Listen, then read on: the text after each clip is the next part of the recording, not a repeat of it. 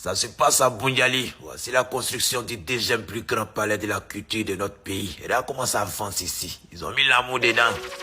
Deuxième palais le plus grand de la Côte d'Ivoire. Voici le bâtiment de spectacle et d'exposition. Avec sa salle de cinéma de 1500 places, faut croire. Ça ne s'amuse pas ici à Boundiali. Le niveau est élevé. Afribat a fait fort ici. Et salue Madame le maire, Mara Toukoune, pour tout ce qu'elle fait pour la ville de Boundiali. Pour les grands œuvres actuellement, on est déjà à 70%.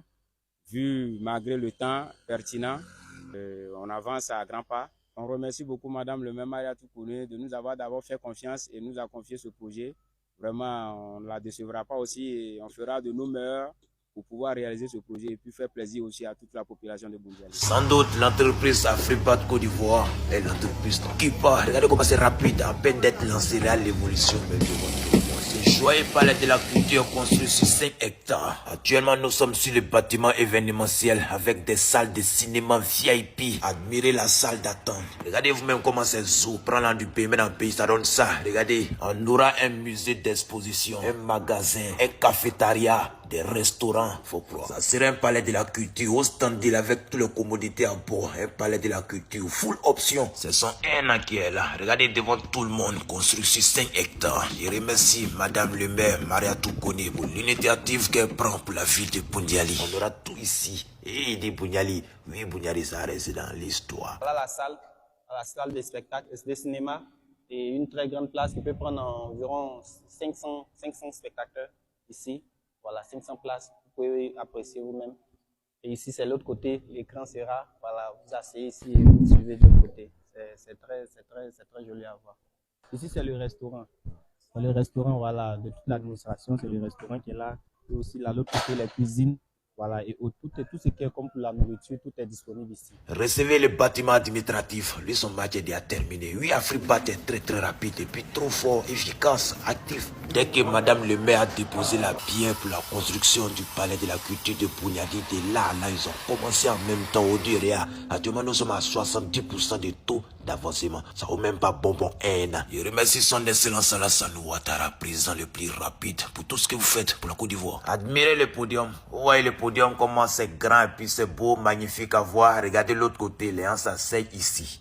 Ouais. On s'assoit ici avec les places VIP. Et puis on s'assoit à l'autre côté aussi. Les deux côtés peuvent accueillir plus de 10 000 personnes.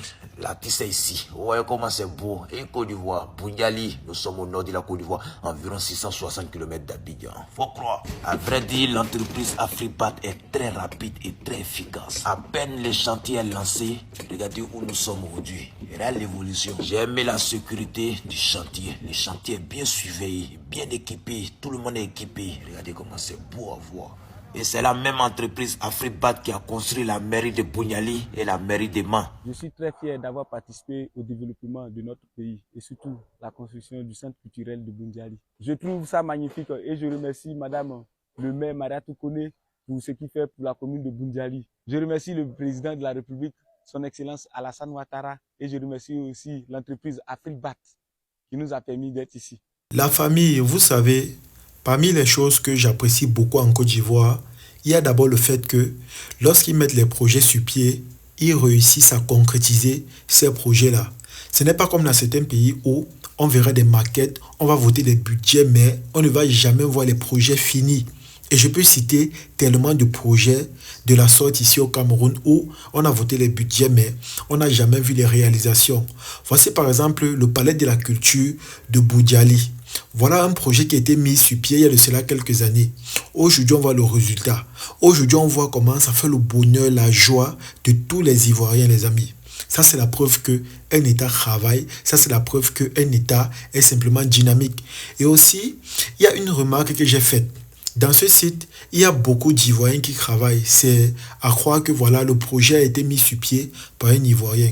Ça, c'est quelque chose que moi, je préfère vulgariser ou alors faire la promotion dans le sens où je pense que des projets aussi énormes doivent revenir aux enfants du pays. Je pense qu'on doit appeler de moins en moins les étrangers pour venir faire ce genre de projet.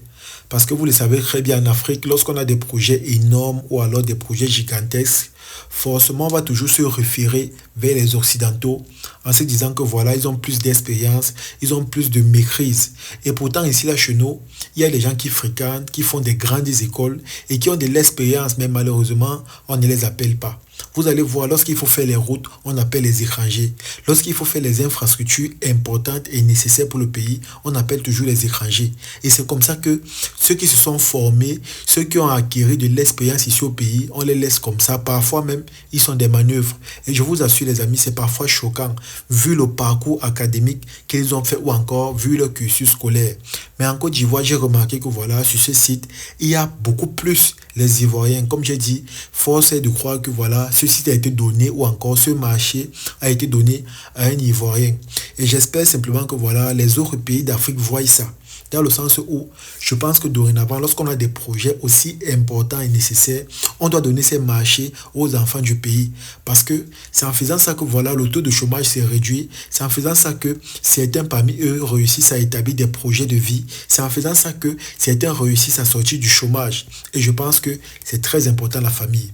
Alors, je pense que dans tous les pays d'Afrique, normalement, on doit avoir les palais de la culture pour produire les artistes. Les artistes doivent se sentir comme étant des gens prioritaires lorsqu'on parle de la culture ou encore lorsqu'on parle du patrimoine musical d'un pays.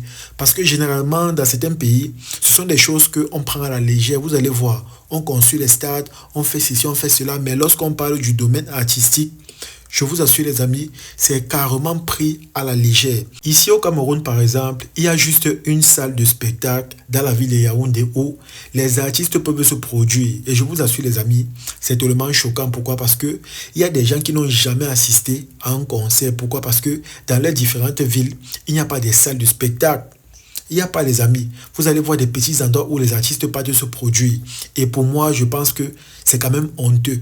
Voir ce nouveau palais en Côte d'Ivoire montre simplement que voilà, en Côte d'Ivoire, on valorise la culture, on donne de l'importance aux artistes. Parce qu'il faut qu'on se dise la vérité.